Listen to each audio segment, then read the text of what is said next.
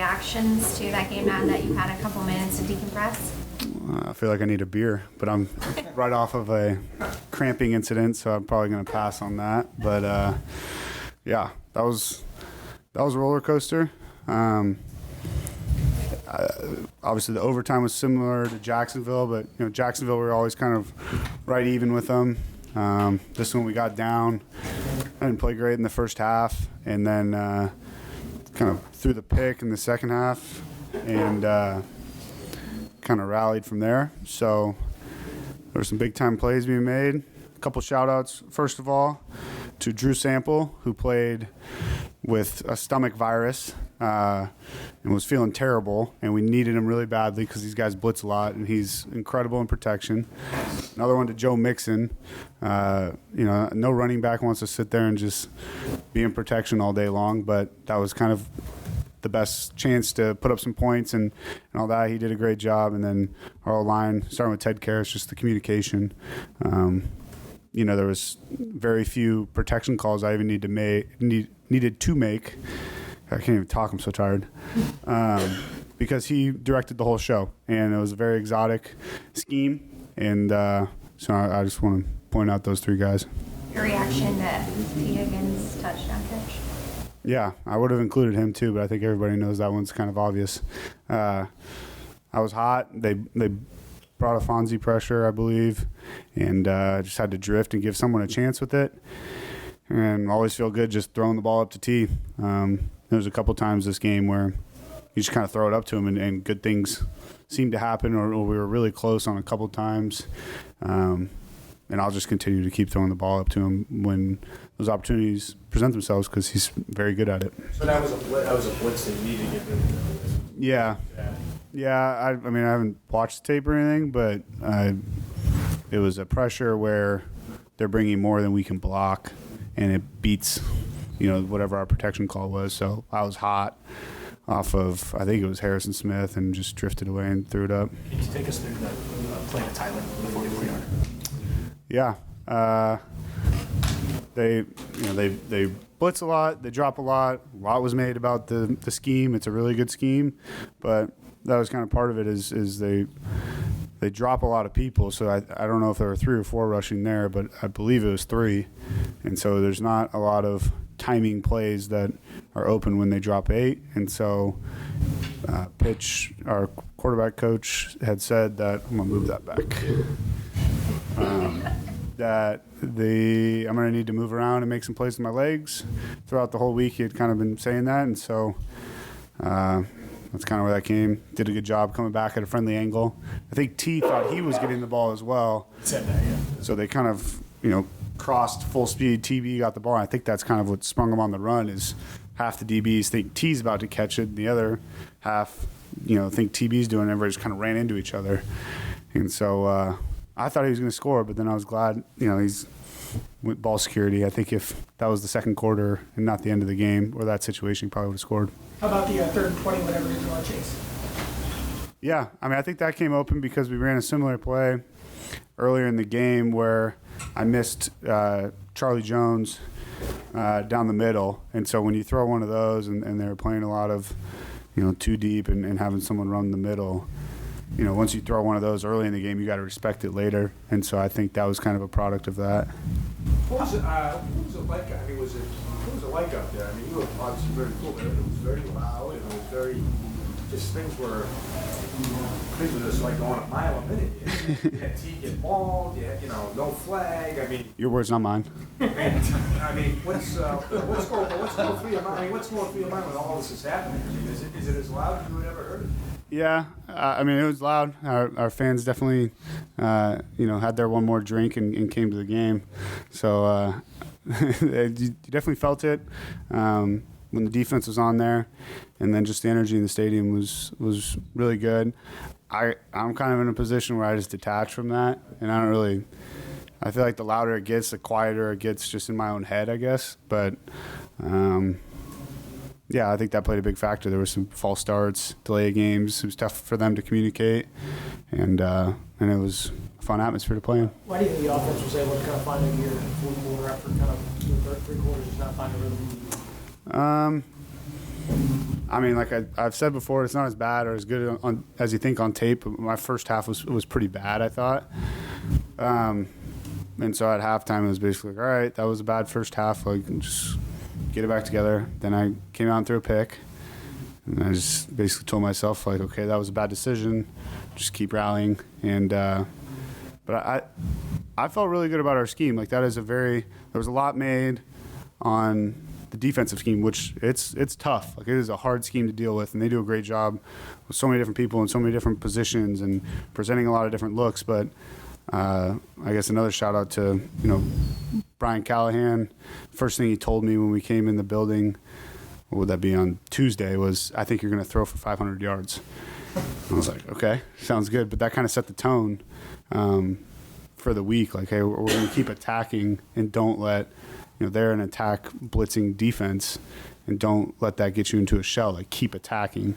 And so I think we were able to keep that mindset and finally put together some points. You talked about Mixon. What was his, the pass pro, if you can get into that a little bit, but he also makes one of the plays of the game when he's stopped in the backfield on 4th and 1. He scores the touchdown. Yeah. Yeah, Joe Mixon's like a battering ram. So I just feel like the more touches he gets, the more, he kind of is our tone setter on offense. It starts with the O-line, but when he's able to, and they put 11 guys on the line of scrimmage and in the box, and we're still able to run the ball, because there's going to be one that's unblocked, and you just got to run him over. And he's really good at that. He's a battering ram. And then also to be able to hand off like an inside zone, and all of a sudden he's bouncing and running around everybody. To have a running back that can do both is huge. Jake, did you see the 4th down stop in the overtime period? And what does that say about those guys, that they literally didn't give up an inch on back-to-back? Yeah. I think one part of that was calling timeout right before the 3rd down. The first time they tried to just get on the ball and snap it quickly, and we called a timeout, which, lets us get set and lets us really come off the ball too. And yeah, it's impressive. It's 3rd and 1, 4th and inches with the game on the line, and that's, everybody's going to talk about the Tyler Boyd throw and catch, but if they get that, they're probably kicking a field goal and winning the game.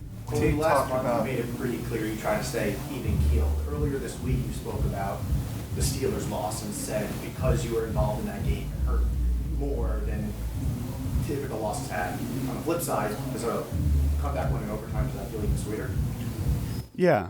I'm not going to sit here and say it's not a good feeling. It's much better than losing. I think the emotional roller coaster is part of the game, and part of that is just me staying, even keel. But there was definitely a little extra part of, just before the game. Like, I remember getting cut there the last time, and just being told, like, hey, we might have a spot for you on practice squad. Like, go to the hotel and wait.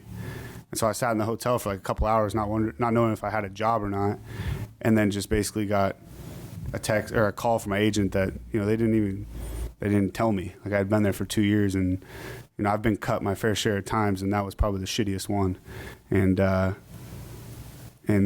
there was a little bit more this week. I know I denied it, and there's some great people over there. It's completely different coaching staff and everything. And I want to emphasize, like, there are some incredible people over there, but that one felt good. I think right after we made the field goal to win the game, I screamed at a camera and said they never should have cut me. Jake, Did you know earlier in the week then, when you said it to us, that you were going to just play it down until afterwards? Yeah, you can't say that the whole week and then go lose. You just wait until you win, and then don't look like an idiot. Jake, as the starting quarterback of this team, you guys won 3 straight. What's your confidence level in leading this team into the playoffs? High, but I think we're going to play an important game next week, play the Steelers, and I played terrible against them last time, so I'm pretty focused on that. T talked about it was time to be the alpha when Jamar went out. When Jamar goes out and you're obviously tasked with winning the game, what's going through your mind without Jamar Chase on the field? Yeah, Jamar's one of our best players, has been for a couple years, but sometimes that's just going to happen. It's a physical game. Stuff happens. He made an incredible catch. I think on the play where he got hurt he made the crazy 3rd and long catch over the middle that we referenced earlier. But, I think maybe T feels differently, but I feel like they're both alphas the entire time. Like that's a 1A, 1B, and I got a ton of comfort.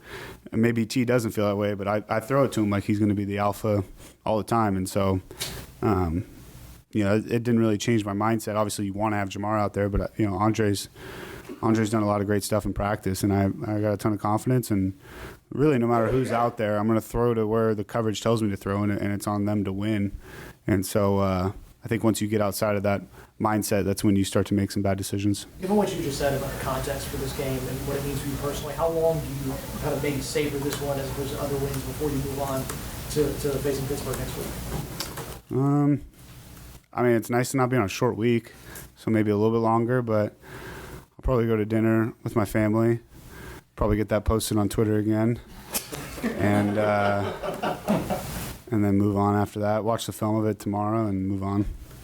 Your first game here, when you signed on the practice squad, was against this club, and you beat him in overtime. Yeah. And now you're the guy doing it. Yeah, I mean, it feels good to win, and I'm not sure where to take that one. You shook your head after the interception. You shook your head all the way back to the sideline. What were you thinking after you threw that? It was a dumb throw, and Why? Because I threw it right to the corner, but also because I just felt like I usually do a good job of not pressing. I felt like I pressed there, like I was trying to make the play to get us back in and get us rolling when the guy underneath was open, so I should have just thrown it there. Jake, you just kind of talked about your raw feelings when you found out you were cut by the Vikings. For T, given what he's gone through this year from an adversity standpoint and not getting his contract extension before the season, then the rib injury, then coming back, then the hamstring injury, and then just some uncharacteristic drops, how much sweeter does it make it for him as one of his teammates and the guy that threw him the ball to make that type of statement play in a really important game? Yeah, I mean, I'm a huge fan of T. Higgins, whether, whatever his situation is with contract stuff and all that. Like, I've been the guy. I've never been that guy. Like, I've never been in that situation, but I've been the guy that you got personal stuff going on where you're maybe on a P squad, or for him, like, you want a contract. Everybody does. But I've never felt in the locker room that he's made it about that or anything like that. And so that speaks to his character. Really enjoyable guy to be around, and so I think anytime you have somebody like that, who's obviously it's a fortunate situation where you're right on the cusp of that, but maybe you feel like this close, then it's not happening. That can mess with people, and I haven't felt like that has messed with him at all. He's had some unfortunate injuries, but he's made some incredible plays, and I mean, I don't really care if he has some drops. Like, if he makes crazy plays like that, I'll just keep throwing him the ball, and good things are going to happen. It took everybody, players, coaches, crowd. It took everybody, and we found a way to regain the momentum in the fourth quarter. It was tough. I mean, that was as hard-fought a game as I've ever been a part of in my entire life. And our guys found a way at the end, and you just couldn't help but think about on that 4th and 1 where the ball was at. That was the same situation we were in against them a couple years ago. And defense created a turnover. Well, this time the defense created a turnover on downs. And offense found a way to hit a big play and keep it moving. And then Evan, just like he did in his first career game winner against the Minnesota Vikings, found a way to do it again. So just couldn't be more proud of everybody involved in this whole thing. Anyone that represents the Bengals, man, this is a good day. Zac, do you anticipate DJ Reader and Jamar Chase being able to finish the season? DJ, I don't with DJ. I'll get more information, but I don't think it's positive for DJ. We'll see on Jamar. I don't know yet enough on Jamar. What more information do you have about DJ?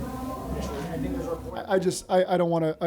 It's not great. It's not great. I don't want to be definitive on it when I'm just coming off the locker room.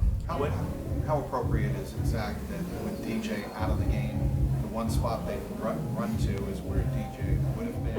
You got guys like Josh and obviously Yeah. DJ fill in. It took everybody. I mean, it was Really proud of the way our defense bowed up there at the end and got some big stops for us.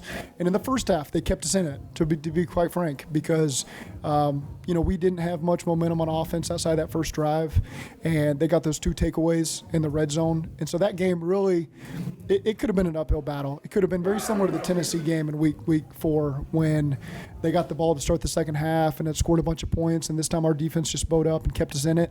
Offense was able to find some momentum in the second half, and then defense again came. So it was collective effort in all 3 phases, and couldn't be proud of our guys. What changed offensively for y'all in the fourth quarter? I think it was really the whole second half. Felt good. We had the turnover on the first drive, and I don't know that did we score on every drive since then, I think. And so I could be wrong on that, but it felt like we were finally able to get some first downs, to get some momentum. And in the first half, we got a holding penalty that put us in second and long, a sack that put us in second and long, and that's tough to overcome against those guys. That's a hell of a team, and they make it really hard for you. And so again, they put us in some tough spots, and we weren't able to overcome it. Why is Jake capable of delivering moments like that? Jake's just so steady, and he really is. And so he doesn't get rattled by a negative play, doesn't overreact to it. I think the interception is just a great example of that. A guy in his 4th ever career start throws a pick. I think it was cover 2 in the corner, just kind of played games with him, and he tried to bait him and throw it over the top, and then just came right back the next drive and led us to a touchdown drive. And so that's what you want to see from your quarterback, a guy that doesn't get too high, too low, is able to move on, and that's exactly what he did, and that was really impressive. And I thought trust me, the protection plan, Brian Callahan does a heck of a job, and those guys bought into it. And it might not have every snap been perfect. Harrison Smith is a heck of a player, man. He makes life really, really, really, really, really hard on you. And so you got to give credit to those guys. But I thought our guys stepped up when he needed to, and were able to give Jake some time to do what he needed to do. Against a team that brings it like that, there are going to be some plays where it's just kind of throw it up to your guy.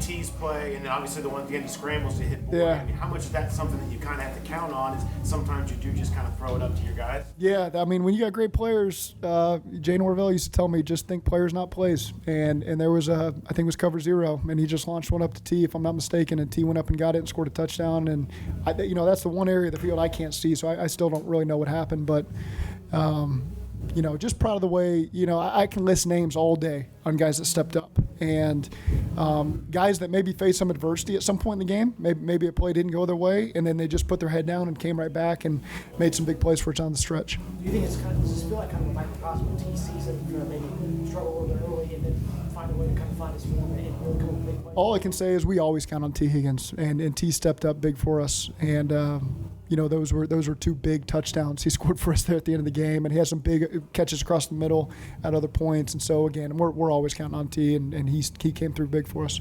Yeah, when your guys find a way to win what felt like a game of inches over and over again, a game like today, to stay in this playoff race, what does it continue to say about the fight in the locker room? Guys going down to win this game? It was an emotional game. That thing was a roller coaster. That's kind of like the season a little bit, and you have to be able to stay composed and not panic. And just like when you're down in the season, you're down in this game, and our guys there's no fear. There's no, oh, here we go. It's just who's going to step up and make the play that keeps us in this thing. And I remember being out in 14, I think at the end of the third quarter, if I'm not mistaken, and just feeling like we're in this. We just have to score. Our defense will get a stop, and we don't have to start throwing the ball every play because it's a 2-score game. It didn't feel like that, and that came true for us.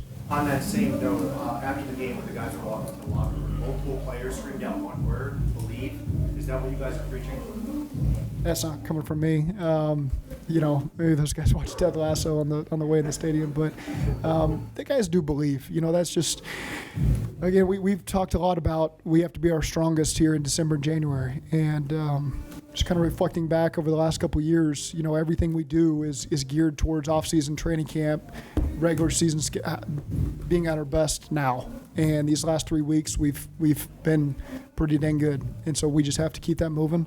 And we got a big one next week. We know that, and we got to get our minds right, get rested. It's a physical game. Guys are going to be worn out. Get their minds right and come back in here on Tuesday ready to work. This game and the Jacksonville game, why has been so good, like situational moments and fourth quarter overtime coming in? Man, we talk about it. We meet on it every week as a team.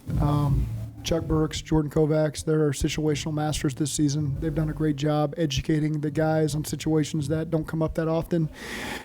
Again, when you've got great veterans that understand these moments, there's no panic, and so they do a really good job staying composed and just making plays. These are the kind of wins that give you confidence this team should be a playoff team by the end of the year. You know, that's not how I think about it. Now I'm just immediately thinking about Pittsburgh and what do we need to do. And it's really too much to think down the road. All we could control is what we did the last 3 weeks, and so just keep winning. And you don't have to worry about everybody else. You know, I'm confident that if we can just win this next one and then move, then we're in control of what we need to control. And so that's really the message to the guys, is just focus on Pittsburgh and don't worry about anything else right now.